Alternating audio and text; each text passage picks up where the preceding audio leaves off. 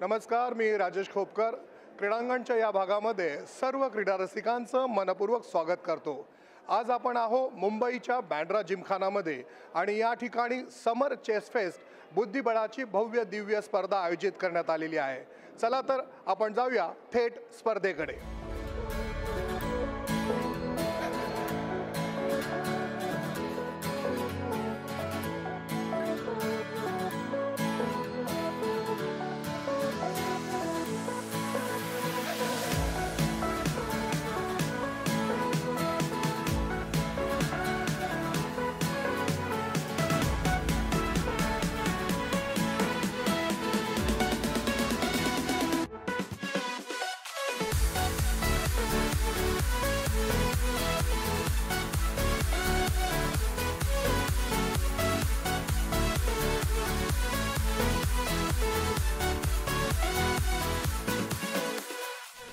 यावेळी आपल्याबरोबर आहेत बँड्रा जिमखानाच्या प्रेसिडेंट डॉक्टर शॅरल मेस्किटा. आपण त्यांच्याबरोबर जाणून घेणार आहोत या स्पर्धेबाबत.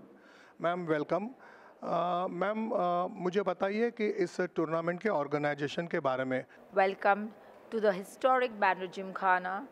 This year we are standing on the threshold of the 90th year of this historic institution.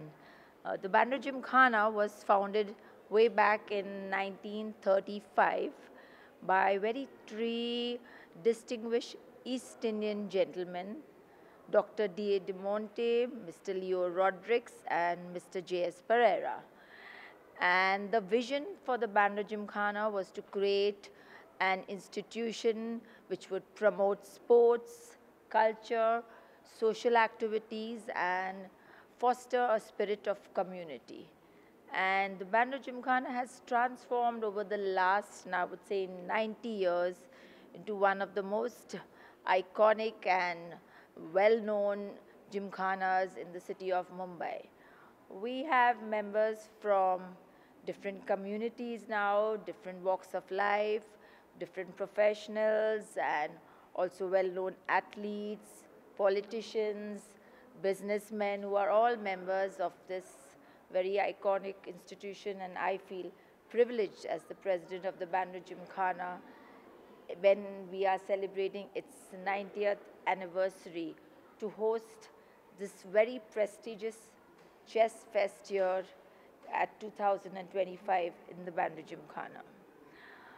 Since this year we've entered our 90th anniversary, I wanted to encourage all sorts of events and activities which were never held here before. And as far as my knowledge goes, chess was never held here at the Bandra Gymkhana. So I feel honored and privileged to host this chess fest here. And there are many people I need to thank who've encouraged me along the way. Yes, my managing committee, the trustees, and the volunteers of the transformation team who've all worked tirelessly and meticulously to see that this tournament is a success. Ma'am, tell me about the main object of this tournament. Besides chess, we have a lot of other sporting activities, tennis, ring hockey, badminton, and I always believe that we need to promote and encourage children because children are the future of our nation. So when this project was brought to me and there's a chess tournament mainly for children, I just felt that this was something to promote talent in our country, as now chess is a global game and India is producing a lot of chess champions. So why not at Bandra Gymkhana give it a platform for our children to grow and evolve? Ma'am, how many players have participated in this chess tournament? We've had an overwhelming response to this tournament, and I think we've touched 250 participants. For a tournament which is had for the first time, I feel it's a remarkable achievement. Ma'am, you have organized the chess tournament. You need manpower, you need financial support. Who support you and how they do it? So we have a managing committee and subcommittees, a sporting committee, because it's an institution 90 years old, so everything is in place. Financially also, we are have a good financial budget for sports.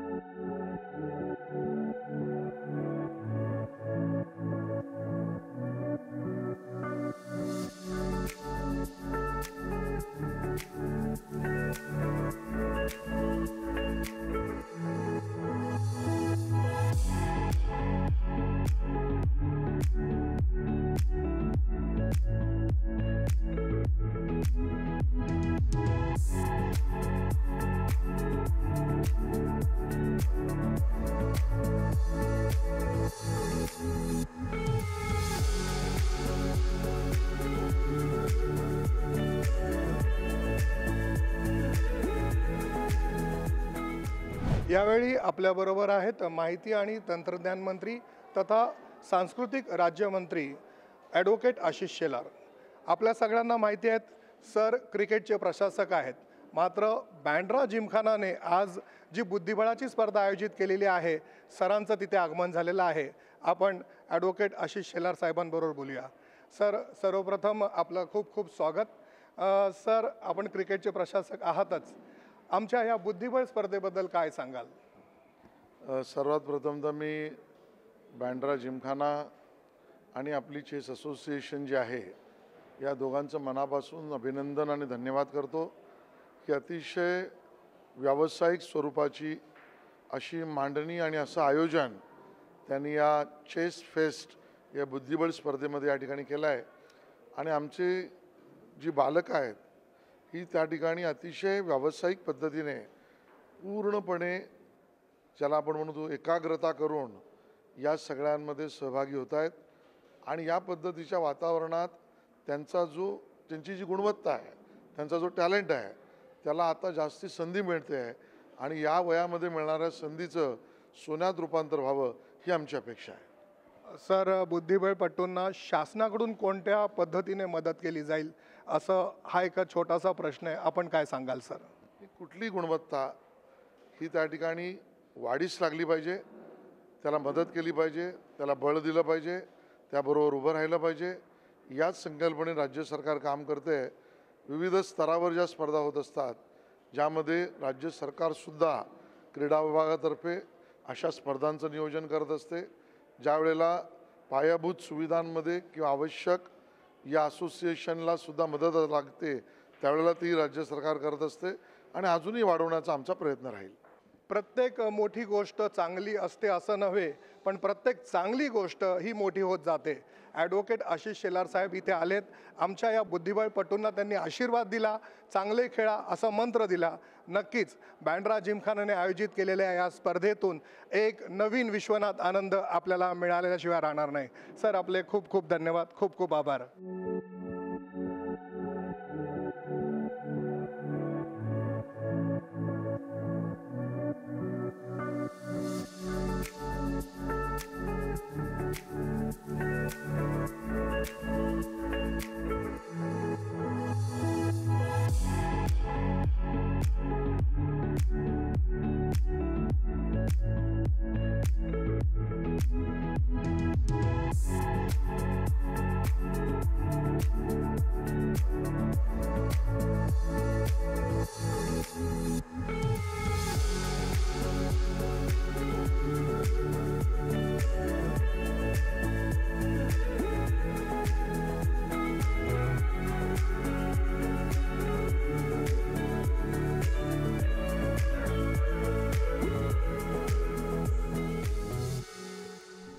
आंतरराष्ट्रीय स्तरावर आपल्या बुद्धिबळ खेळानं नेहमीच भारताचं नाव उज्ज्वल केलेल्या, अर्जुन पुरस्कारानं सन्मानित असलेल्या आणि पद्मश्री अवॉर्ड या पुरस्काराने गौरवान्वित असलेल्या बुद्धिबळपटू होय आंतरराष्ट्रीय बुद्धिबळपटू भाग्यश्री ठिपसे मॅडम आपल्याबरोबर आहेत.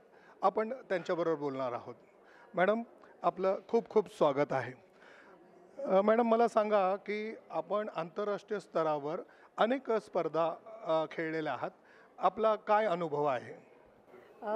मी जेव्हा खेळायला सुरुवात केली, आजच्या तुलनेनं म्हणता येईल की खूप उशिरा सुरुवात केली.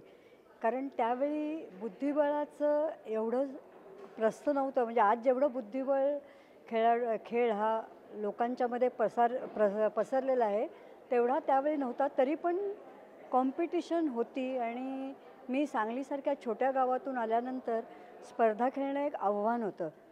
आणि सुरुवातीला जेव्हा खेळायला लागले त्यावेळी नॅचरली म्हणजे मी 9वीत असताना शिकले आणि स्पर्धा खेळण्याकरता स्टेट चॅम्पियनशिप जेव्हा खेळले तेव्हा मी 12वीत होते. स्टेट चॅम्पियनशिपमध्ये मी नॅशनलकरता सिलेक्ट झाले. तो माझ्यासाठी एक सुखद धक्का होता. घरच्यांच्या प्रोत्साहनामुळं आणि त्यांच्या सततच्या पाठपुराव्यामुळं मी बुद्धिबळ क्षेत्रात प्रगती करू शकले आणि मी नॅशनल खेळले. पहिल्या नॅशनलमध्ये टॉप 10मध्ये आले आणि नेक्स्ट नॅशनलमध्ये मी 4थी आले आणि भारताच्या संघात मला जागा मिळाली, स्थान मिळालं. आणि ती माझ्या दृष्टीनं आणि घरच्यांच्या दृष्टीनं खूप मोठी अचिव्हमेंट म्हणता येईल असं त्यावेळी त्यांना वाटत होतं. आणि त्यानंतर सातत्यानं मी जवळजवळ 20 वर्ष म्हणजे भारताच्या टीममध्ये होते. ऑलिम्पियाड ही जी आपली महत्त्वाची स्पर्धा आहे त्याच्याकरता मी भारताचं 9 वेळा प्रतिनिधित्व केलं.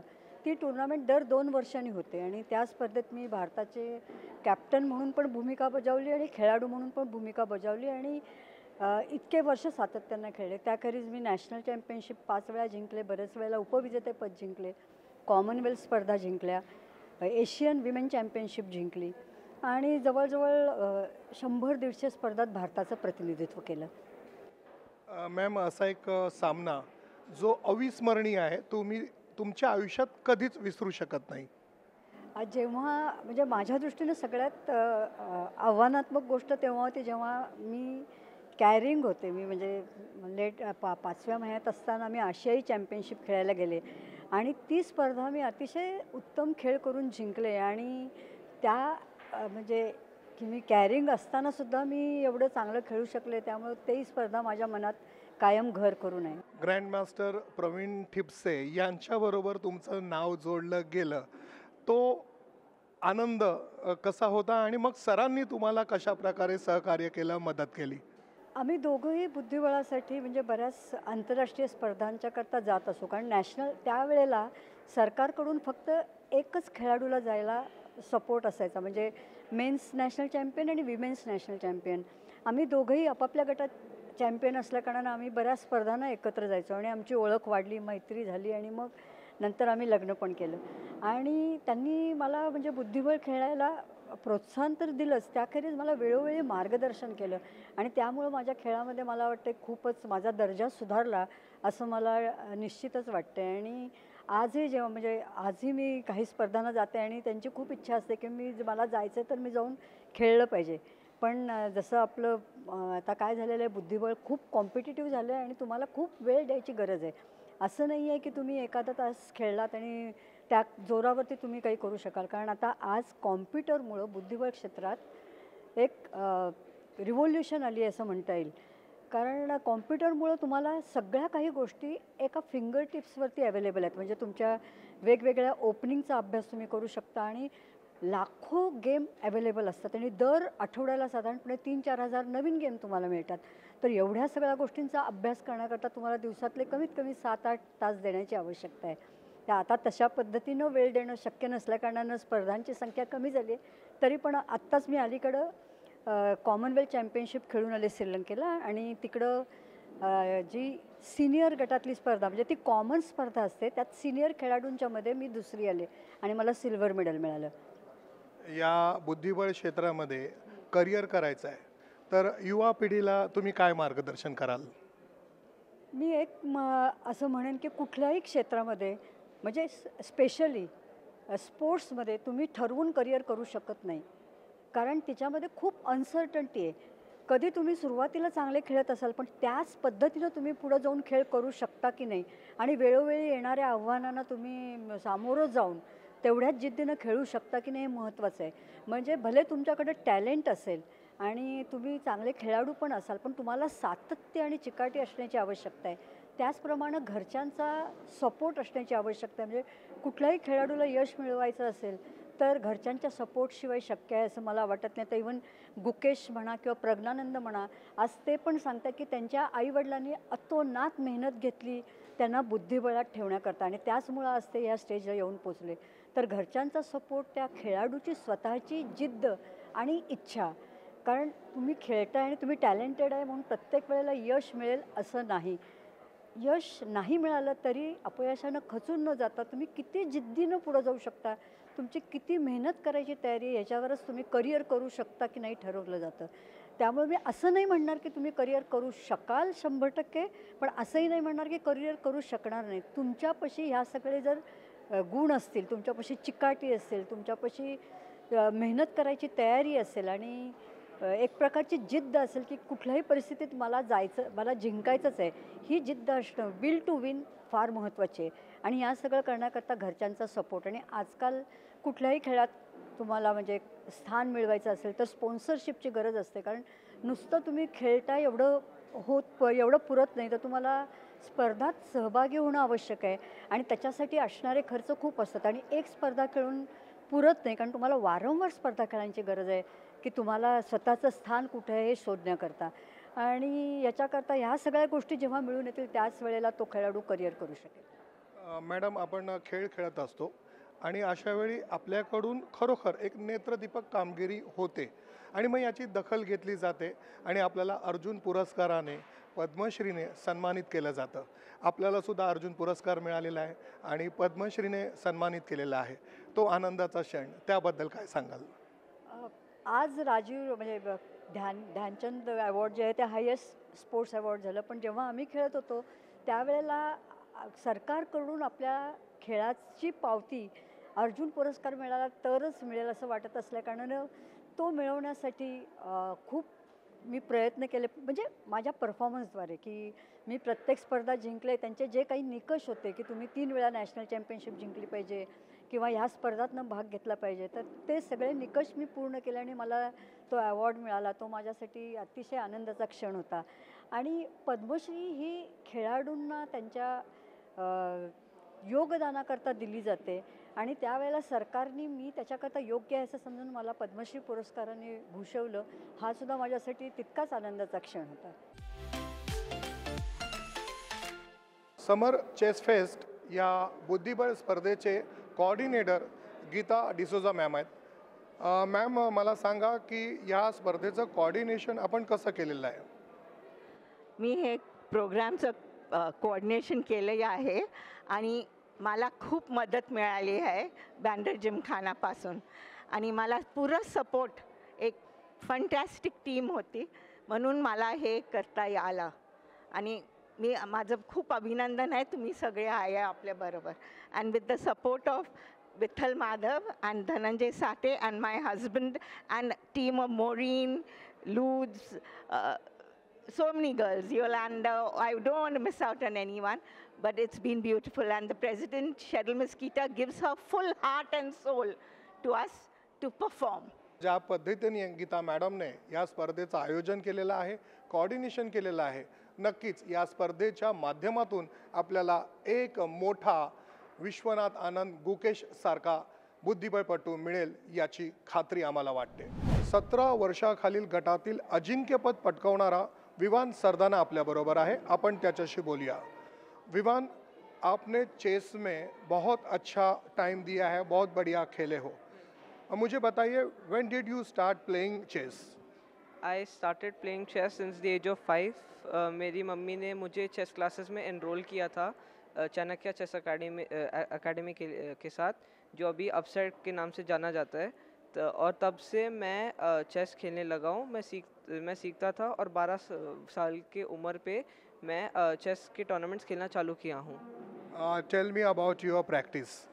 मैं डेली ट्राई करता हूँ कि मैं 8 से 10 घंटे का वर्क आउटपुट निकालूँ ताकि मैं अच्छा प्लेयर बन सकूँ।